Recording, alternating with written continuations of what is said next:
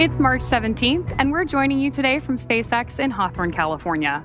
We're following along with the Dragon Freedom spacecraft as we await Crew 9 beginning its 10:05 p.m. Pacific, 1:05 a.m. Eastern departure from the International Space Station, with NASA astronauts Nick Hague, Suni Williams, Butch Wilmore, and Roscosmos cosmonaut Aleksandr Gorbunov. I'm Veronica Foreman, a senior sales manager here at SpaceX. And I'm Sandra Jones with NASA Public Affairs and Communications. It is so great to be back here. It is really great to have you back, Sandra. And of course, thank you to everyone tuning in to watch live coverage of Dragon completing its 9th crew rotation mission to the space station through NASA's Commercial Crew Program. Crew 10 arrived on station on Sunday, March 16th at 12:04 a.m. Eastern. That's March 15th for those of us here in the Pacific time zone. And they will be taking over for Crew 9, who are now headed home. That's right, and Crew 10 did launch just a few days ago on March 14th with NASA astronauts Anne McClain, Nicole Ayers, JAXA or Japan Aerospace Exploration Agency astronaut Takuya Onishi, and Roscosmos cosmonaut Kirill Peskov. They've spent a couple days in space, with those days docked to the International Space Station being what we call a handover period, where they learn to live and work on station from the crew that's about to leave. Now, the returning Crew 9 members today are NASA astronauts Nick Hague, Suni Williams, Butch Wilmore, and Roscosmos cosmonaut Aleksandr Gorbunov, which you see on your screen right there. Suni and Butch spent 285 days on the International Space Station, where they conducted over 4,500 orbits and traveled more than 121 million statute miles. Nick and Aleksandr spent 170 days on the International Space Station, conducting over 2,700 orbits and traveling more than 72 million statute miles. The crew is currently suited, and the Dragon and station hatches are both sealed in preparation for Dragon's departure. Once Dragon departs the station, the crew's flight home is expected to last just around 17 hours. Shortly after separation, Dragon will use its Draco thrusters to move away from the station in a series of carefully choreographed maneuvers, also called departure burns, to increase the distance between the spacecraft and the space station. Dragon will also execute a phasing burn to lower its orbit and line the spacecraft up with its landing location. Following phasing, Dragon will complete deorbit, re-entry, and splashdown. During the deorbit sequence, several events occur, including trunk separation, closure of the nose cone, a deorbit burn, deployment of the drogue and main parachutes, and finally splashdown. Dragon is targeted to splash down off the coast of Florida on Tuesday, March 18th at approximately 2:57 p.m. Pacific, 5:57 p.m. Eastern, where it will be picked up by the SpaceX recovery vessel Megan, and our recovery teams will help to egress or exit the crew from the Dragon spacecraft. And today on board the International Space Station is the Expedition 72 crew, being led by the current space station commander, Aleksandr Gorbunov of Roscosmos. Last week, NASA astronaut Suni Williams handed over command of the space station to him ahead of her upcoming departure today. Also on board space station is NASA astronaut Don Pettit, as well as cosmonauts Aleksandr Gorbunov, Yvonne Wagner, and of course, the recently arrived Crew 10 astronauts. Now, just like its approach to the International Space Station, Dragon's departure and deorbit is designed to be fully autonomous, requiring no action from the crew on board. NASA astronaut Anne McClain helped the crew. Freedom SpaceX on the Big Loop. Final reconfigurations for undocked, complete, and nominal. Houston and Hawthorne teams have pulled go for undock sequence start at 0500 Zulu. I'm looking for you to confirm visors down and crew are ready for undock and departure at the planned time.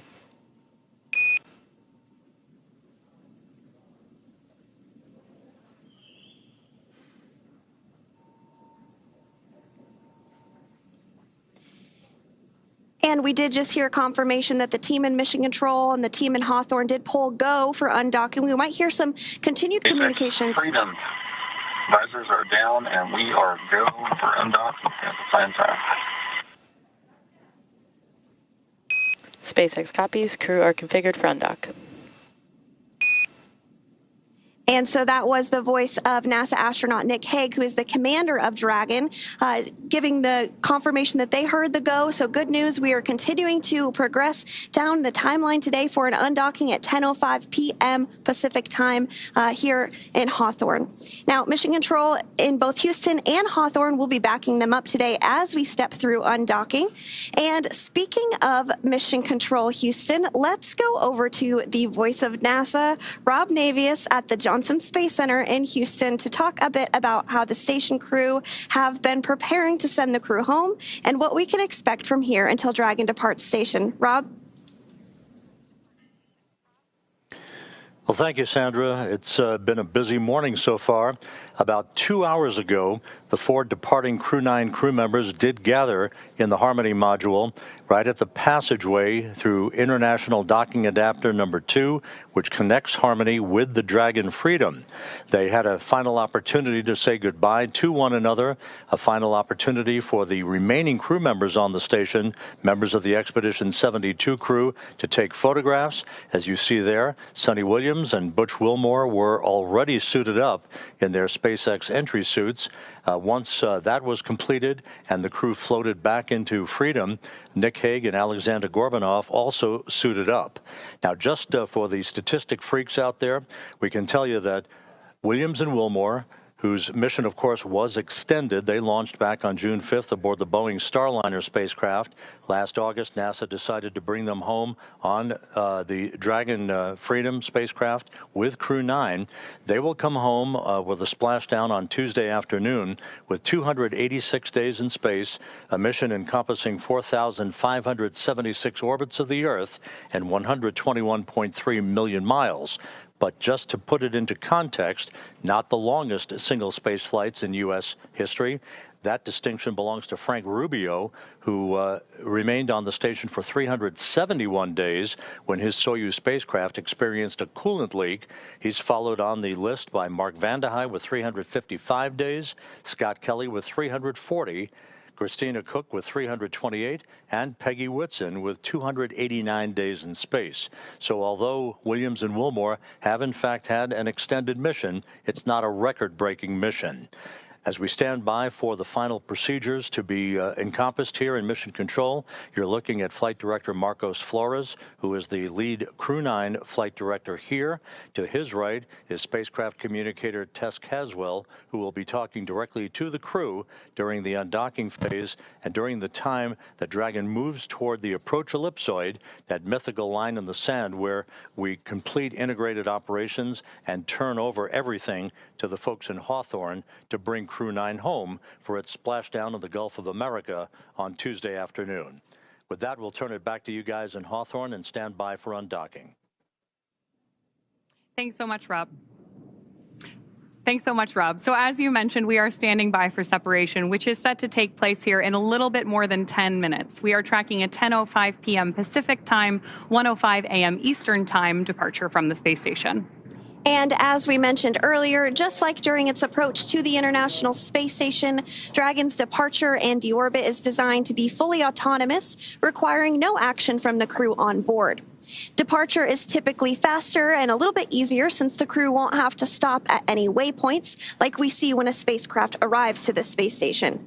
Once the undocking sequence is complete, Dragon will use its Draco thrusters to move away from the station in a series of 4 departure burns, which are carefully strategized maneuvers that increase the distance between the spacecraft and the space station. From there, a phasing burn will place Dragon on a trajectory to align it with the splashdown site. At the moment, the crew is suited up as they are during what we call dynamic phases of flight. And we did hear a call out a short time ago for the crew to go ahead and put their visors down ahead of the actual undocking itself. Before they depart the International Space Station, let's take a quick moment to get to know the crew we're bringing home tomorrow for the splashdown rather. U.S. Space Force Colonel Nick Hague is your Crew 9 commander. He was selected by NASA as an astronaut in 2013, and this was his second space flight to the International Space Station and third launch overall. He's spent 171 days in space with Crew 9 and has a career total of 374 days in space. During his mission, he completed a spacewalk with astronaut Suni Williams. That was his 4th spacewalk, earning him a career total of 25 hours, 56 minutes of spacewalking time. Before Crew 9, Hague previously served as a crew member of of Expedition 59 and 60 back in 2019. He flew with Alexei Ovchinin and NASA's Christina Koch, so this is actually his second time sharing the space station with Ovchinin. The Kansas native is a test pilot and distinguished graduate of the United States Air Force Academy. Nick spent 5 months in Iraq in support of Operation Iraqi Freedom, and he voluntarily transferred from the United States Air Force to the U.S. Space Force in 2021. And he is an active colonel. His wife, Katie, is a retired U.S. Air Force colonel, and they have 2 sons. NASA astronaut Suni Williams is a mission specialist for Crew 9. This was her 3rd visit to the space station. She originally launched aboard Boeing Starliner spacecraft and arrived at the space station on June 6th. Following the agency's decision to return Starliner uncrewed, she became an Expedition 7172 crew member. She logged 286 days in space on this mission. Suni has a total of 608 days in space, earning her the ranking of 2nd most time in space by a NASA astronaut. Former NASA astronaut Peggy Whitson ranks 1st with 675 days in space. Suni conducted 2 spacewalks and has completed 9 over the course of her career, for a total of 62 hours and 6 minutes of spacewalking time. She ranks 4th on the list of cumulative time spacewalking by a NASA astronaut. Previously, she served on Expedition 14 and 15 in 2007, and again with Expedition 32 and 33 in 2012. She is a retired U.S. Navy captain and a proud graduate of the U.S. Naval Academy. Next up is NASA astronaut Butch Wilmore, who is also serving as a mission specialist today. This is his 3rd space flight, and just like Suni, he logged 286 days in space. He conducted 1 spacewalk and has completed 5 over the course of his career, earning him a total spacewalking time of 21 hours, 2 minutes. He's flown on 4 different spacecraft throughout his career: Space Shuttle Atlantis, Soyuz, Boeing Starliner, and now the SpaceX Dragon. Previously, the Mount Juliet, Tennessee native served on STS-129 in 2009 and Expedition 41 and 42 from 2014 to 2015. Wilmore is also a retired captain in the U.S. Navy. Aleksandr Gorbunov is the 3rd mission specialist serving on today's mission. Crew 9 was his first spaceflight to the space station, earning him a total of 171 days in space over the course of his career. Gorbunov, along with Nick Hague, saw the arrival of 4 visiting vehicles and saw the departure of 4 as well. The duo orbited the Earth more than 2,700 times. Before his cosmonaut selection in 2018, Gorbunov worked as an engineer for a rocket space corporation and helped support cargo spacecraft launches from the Baikonur Cosmodrome. There is an amazing amount of diversity and experience behind the crew coming home today. Yes, absolutely. And so we are targeting undocking today at 10:05 p.m. Pacific, just a few minutes here from now. There will be an undock command that is sent first. That is expected at 10 p.m. Pacific time. And then it'll take a few minutes for us to actually see the physical separation and everything. But we are getting views right now of Dragon Freedom. What you see on that black portion of your screen there is some of the solar rays that help collect power for the spacecraft. That will remain intact during the phasing, which is about 17 hours for this particular flight. But before splashdown tomorrow afternoon, which we are targeting at 2:57 p.m. Pacific, that portion of Dragon will actually be jettisoned. So it'll just be the white portion that we'll see splashdown. But we're not quite there yet. First, we need to have the spacecraft undock. So again, targeting undock at 10:05 p.m. Pacific time this evening. That's absolutely right, Sandra. So right now what we're doing on board Dragon is preparing for that undocking sequence to be commanded. Undocking from the space station basically involves separating the umbilicals and those attachment hooks that we use to dock Dragon to the space station. So we're effectively doing what we did during the docking procedure here, but in reverse. All of that in preparation for splashdown tomorrow. Freedom, SpaceX on the Big Loop, undock sequence commanded. And right on schedule, we've got confirmation of that undocking sequence command. Freedom copies.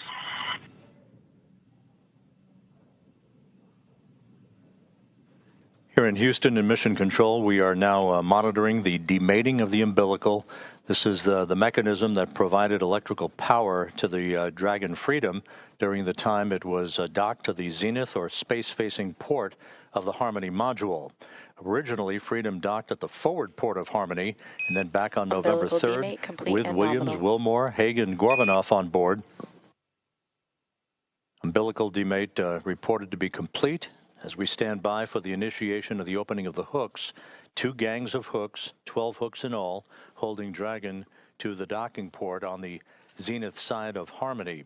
Again, Harmony was the port of call for Freedom initially when it arrived back in September. The forward port itself, it experienced a relocation maneuver with Hague, Gorbunov, Williams, and Wilmore on board back on November 3rd to move from the forward port to the zenith port, a short spin around the block to reposition that spacecraft where it has been mated and docked to the International Space Station since last November. 3.5 minutes away from physical separation.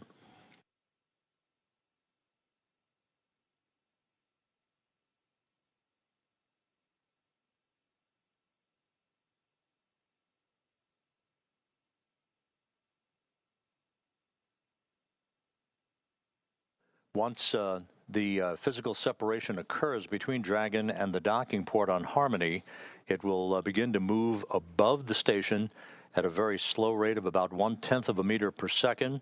Then we'll move behind the station. A series of departure burns will then put it on a trajectory to carry it below the station and on its way to a safe distance away from the International Space Station for its deorbit burn that will occur at 4:11 p.m. Central Time, 5:11 p.m. Eastern Time on Tuesday afternoon to begin the final leg of the ride home for Williams, Wilmore, Hague, and Gorbunov.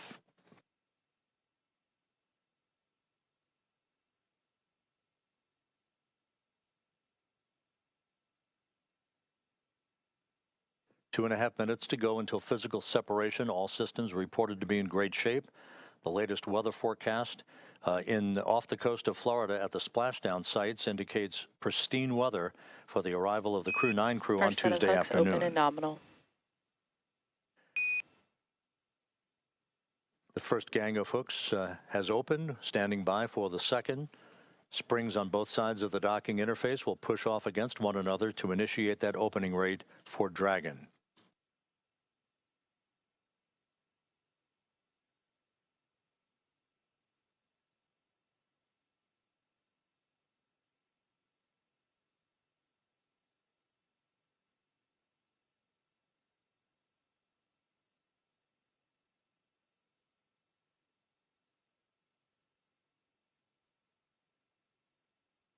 "90 seconds till physical separation.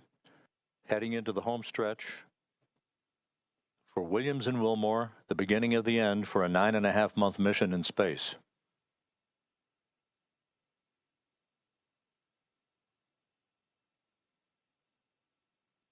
The interface between Dragon and the International Docking Adapter no longer sealed.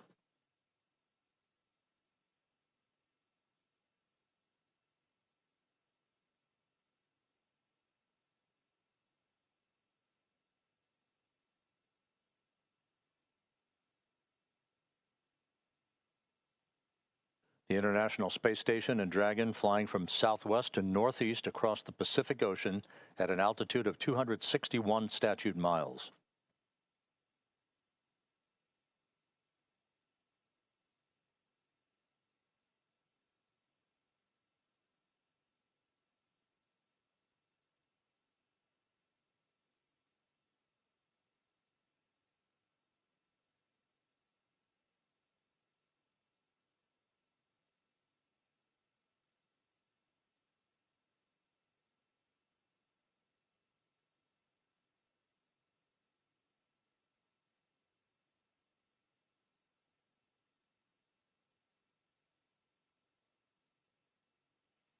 All hooks open. All hooks are open. And undocking confirmed. Freedom is free of its moorings. Suni, Williams, and Butch Wilmore begin their belated trip Dragon home. Separation confirmed.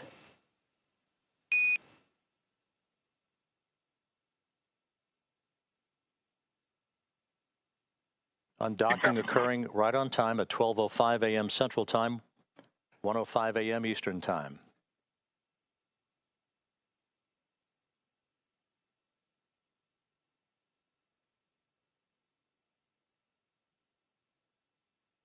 Good motion, good stability on Dragon as it backs away. Freedom, SpaceX on the big loop, depart burn 0 nominal.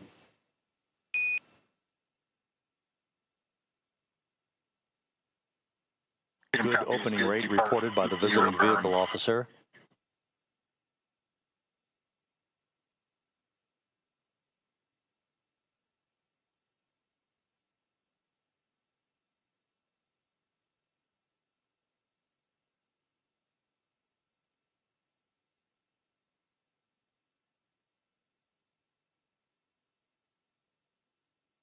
Dragon's attitude control system functioning as advertised.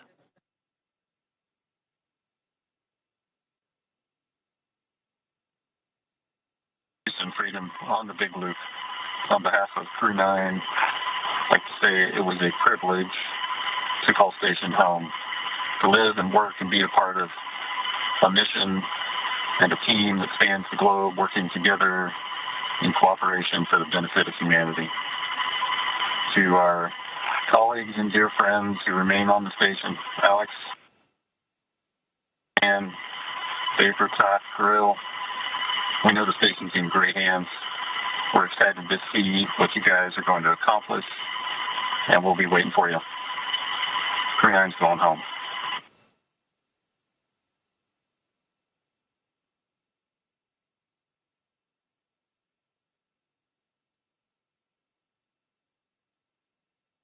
Houston Station on the big loop. Step 2, ISS thrusters are verified enabled. To Crew 9, safe journey home. It's been the honor of a lifetime to cross your path up here on Space Station. Your service has been very much appreciated, and we'll miss you, but have a great journey home.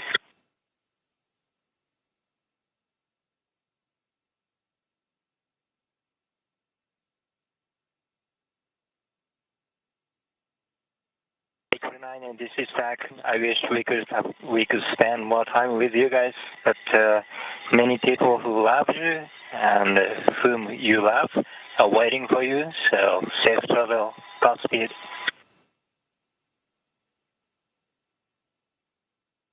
And for crew arrival, we ring a bell in Navy tradition, and for Crew 9, I did a baritone salute as you undocked.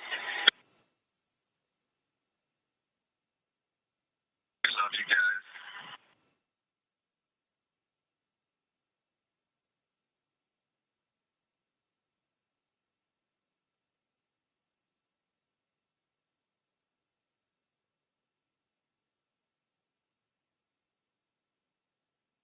So an exchange of poignant words between the Dragon commander, Nick Hague, as well as the Crew 10 crew, the newly arrived Crew 10 crew members, Anne McLean, Takoya Onishi, and Don Pettit, offering their best wishes and Godspeed for a safe return to Earth on Tuesday afternoon for the quartet aboard the Dragon Freedom.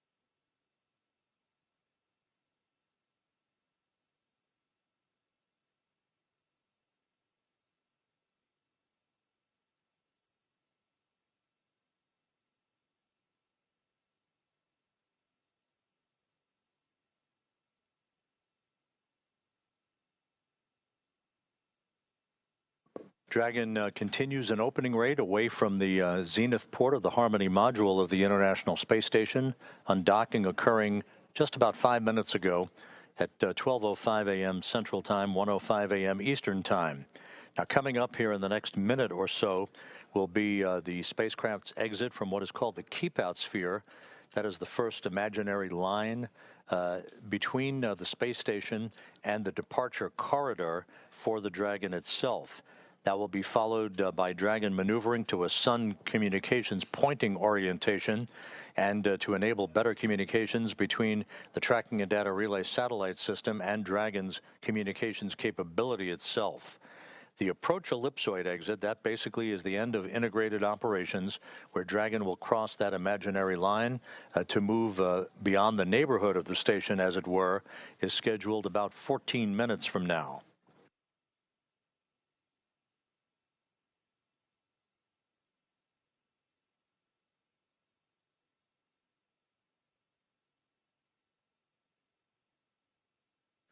The departure one Freedom, burn now SpaceX complete, on the all big loop, nominal. Depart burn 1 nominal. Your go to DOF suits per procedure 4.012, and a final reminder that the big loop will be deactivated following Dragon's exit from the approach ellipsoid. Copies. Good depart one burn, and we are good to DOF suits. That's in work momentarily. We'll expect to go off big loop when we get outside the field, sir. That's a good readback, Freedom. With all the Freedom thrusters operating in perfect fashion, the acknowledgement by the spacecraft communicator in Hawthorne to Commander Nick Hague aboard Freedom that the crew has been given the go-ahead to get out of their entry suits for the time being, get into more comfortable clothing as Dragon continues its traverse away from the International Space Station. This will continue throughout the course of the overnight hours into tomorrow afternoon, a series of pre-programmed maneuvers that will enable Freedom to be in a position for its deorbit burn on Tuesday afternoon. That deorbit burn is scheduled to take place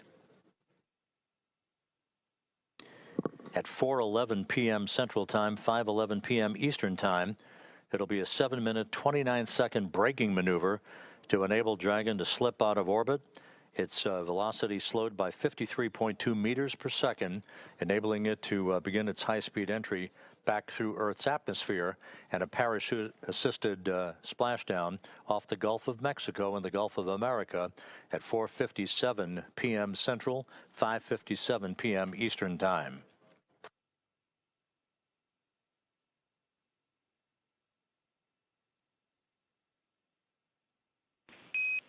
Station and Houston, on the big loop, Dragon has exited the keep out sphere.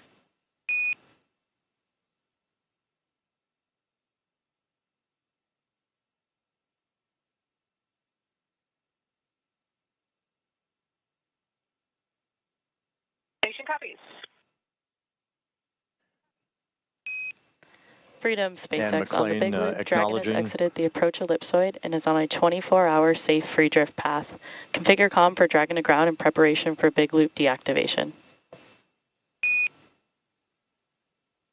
Freedom copies.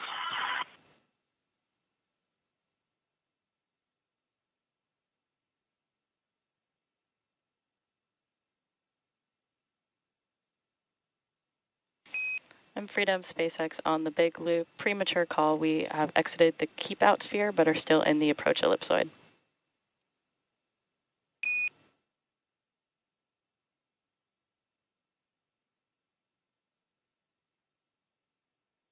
has a stance.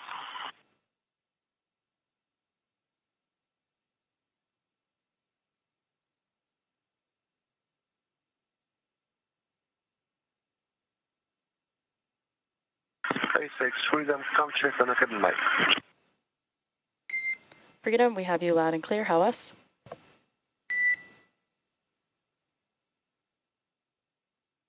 With Dragon having crossed the keep-out sphere, next major milestone will be the exiting of the approach ellipsoid to depart the neighborhood of the station.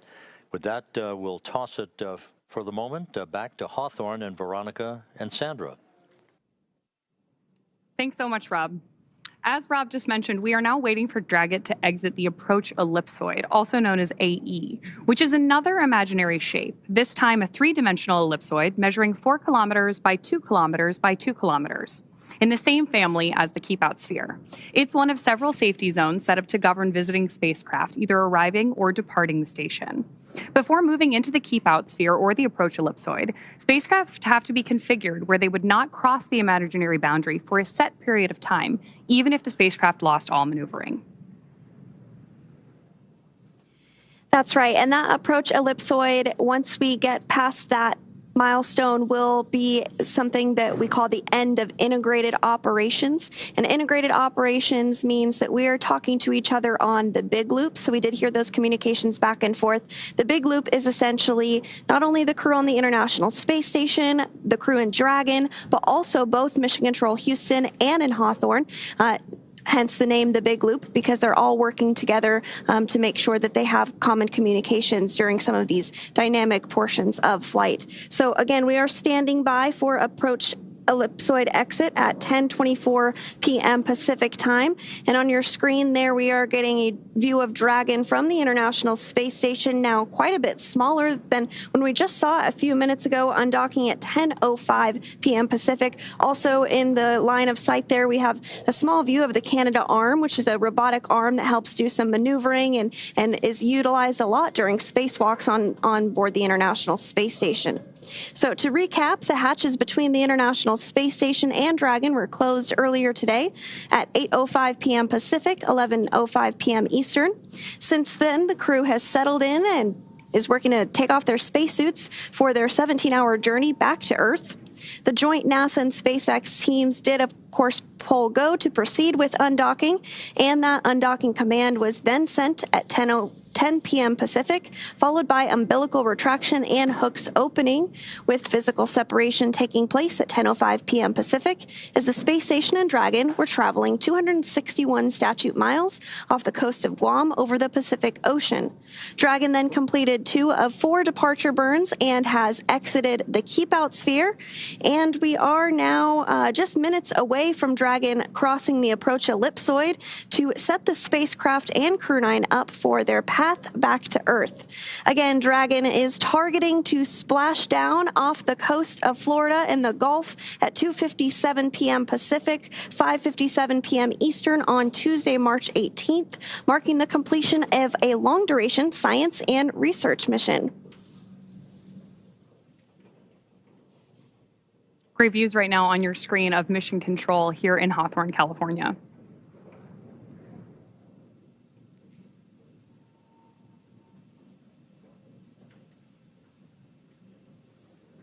It looks like we're starting to get maybe some views there of Dragon as well.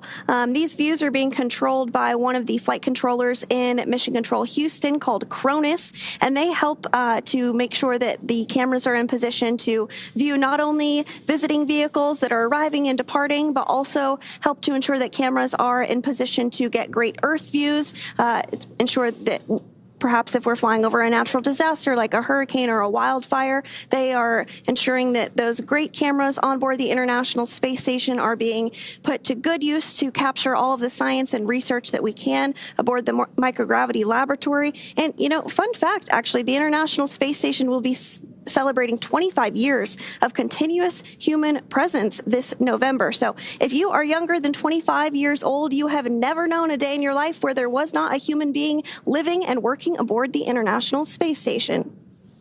That is so cool to me. It's just this amazing step forward for human exploration in space. And with that, we're going to check back in with Rob Navius at the Johnson Space Center one more time. Go ahead, Rob. Thank you, Sandra. You mentioned that continuous presence on board the International Space Station. We are approaching the point of the approach ellipsoid exit, which will mark the end of integrated operations with the International Space Station and the flight control team here in Houston. Just a reminder, on board, 7 crew members representing 3 nations: Alexei Ovchinin, the station commander, and his Roscosmos colleagues Ivan Wagner and Kirill Peskov, Anne McLean, Nicole Ayers, and Don Pettit of NASA, and Takuya Onishi of the Japan Aerospace Exploration Agency. Ovchinin, Wagner, and Pettit are next up to depart the station on April 19th They are scheduled to return home to the steppe of Kazakhstan and a parachute-assisted landing on April 19th U.S. time, April 20th in Kazakhstan. Before that happens, another NASA astronaut, Johnny Kim, along with 2 Roscosmos cosmonauts, will be launching from Baikonur on April 8th as that continuous presence of researchers on board the International Space Station continues unbroken. Sandra?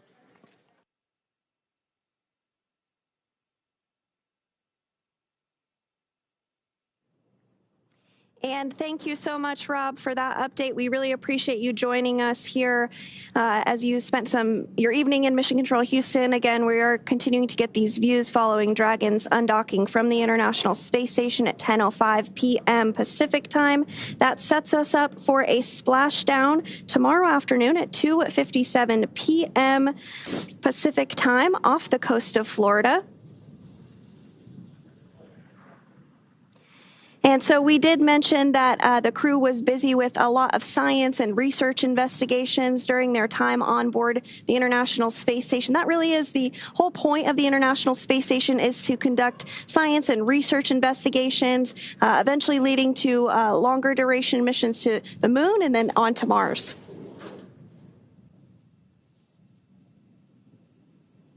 We're, of course, standing by for any further communications from Crew 9 on board Dragon Freedom at this time.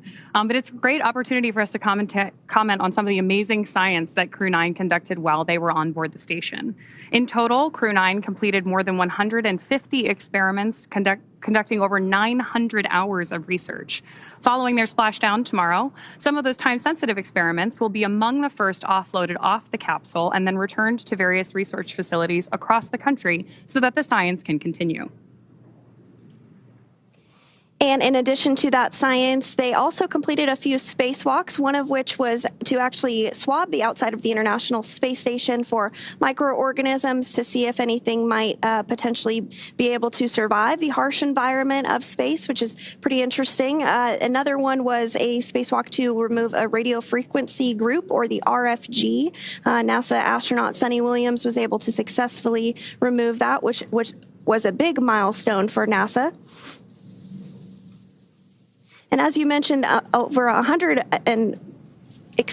530 hours specifically dedicated to NASA science between NASA astronauts Butch, Wilmore, and Suni Williams. So that just goes to show the great use that the microgravity lab has for science and research on the ground. I still can't get over that fact that you shared that it has been almost 25 years of continuous operation on board the ISS. That's amazing. Yes, over 270 Station people. on 2 for PMA 3 closeout photos. Go ahead, Ann. I just downlinked the card with all of the PMA 3 and IDA and Dragon Hatch photos, as well as Crew 9 departure. Those are on SSC 17. Copy, 1-7. And just want to clarify, also on 17, I did a whole series of kind of inspection documentation photos before departure, and then a series after departure per the instructions. So 2 different folders with before and after photos. We copy.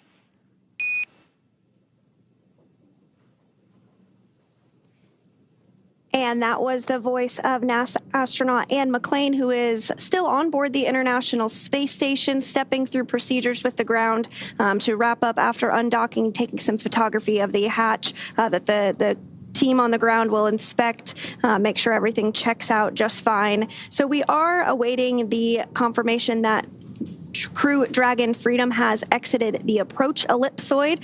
We're expecting that here in just a couple of seconds here, really. So we might hear that call out here shortly. And again, if you're just joining us, the approach ellipsoid is a 3-dimensional ellipsoid measuring 4 kilometers by 2 kilometers by 2 kilometers in the same family as the keep-out sphere. One of the key differences with the AE is that vehicles outside of it have to be on what we call a 24-hour safe free drift trajectory, which means that the spacecraft would not cross into the approach ellipsoid for at least 24 hours again, even if it lost all maneuvering.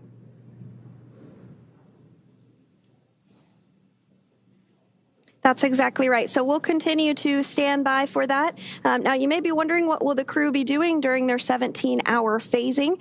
You did hear the call out earlier that they had to go to doff or take off their spacesuits. So they'll get settled in, have the opportunity to have a meal, and try and get some sleep before their targeted splashdown off the coast of Florida tomorrow afternoon at 2:57 p.m. Pacific time tomorrow afternoon. So we are looking forward to seeing them splash down off the coast of Florida tomorrow. So continuing to stand by for that approach ellipsoid exit. Should be hearing the call out any moment now. And that will really end the portion of integrated operations between the space station, Dragon, Hawthorne, Mission Control, and Mission Control Houston as well. Freedom, SpaceX on the Big Loop. Dragon has now exited the approach ellipsoid and is on a 24-hour safe free drift path. Please make sure that comm is configured for Dragon to ground.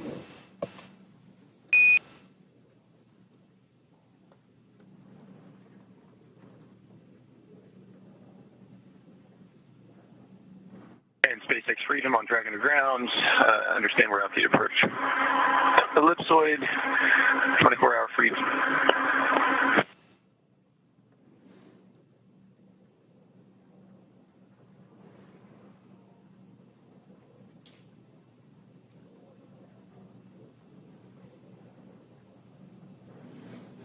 Good confirmations there, both from Mission Control and Dragon.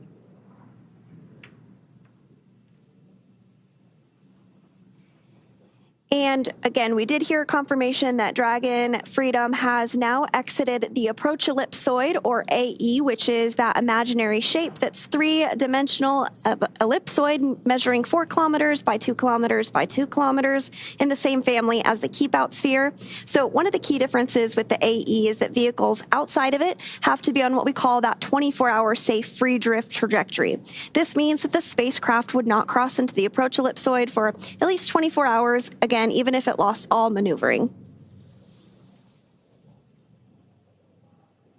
With that, Crew 9 has officially departed the International Space Station. As Sandra mentioned, it will take them about 17 hours until they make their way back to Earth. So the crew is currently settling, as Sandra mentioned, for a little bit of dinner, or maybe get their suits off before they take some time to rest before returning to Earth.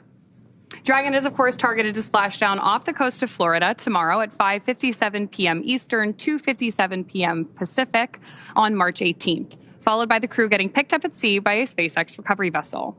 As they rest up, our teams here will continue to keep an eye on the weather to ensure a safe return for Dragon and our Crew 9 astronauts. And though our coverage here in Hawthorne today is wrapping up for now, we will turn it over to the NASA team in Houston to take us through the next phases of the Crew 9 mission. Our friends at the Johnson Space Center will provide continuous live audio-only coverage along Crew 9's journey home until we rejoin tomorrow. You can find the audio-only link by visiting nasa.gov/live and clicking the mission audio link, or by searching for NASA Mission Audio Live Feed on YouTube at go.nasa.gov/live-ISS. Meanwhile, we'll rejoin you for live visual coverage starting roughly 1 hour prior to splashdown at 1:45 p.m. Pacific. As always, you can find mission updates on X at NASA, at SpaceX, and on the web at nasa.gov. Thanks so much for watching. We'll see you and our Crew 9 astronauts soon.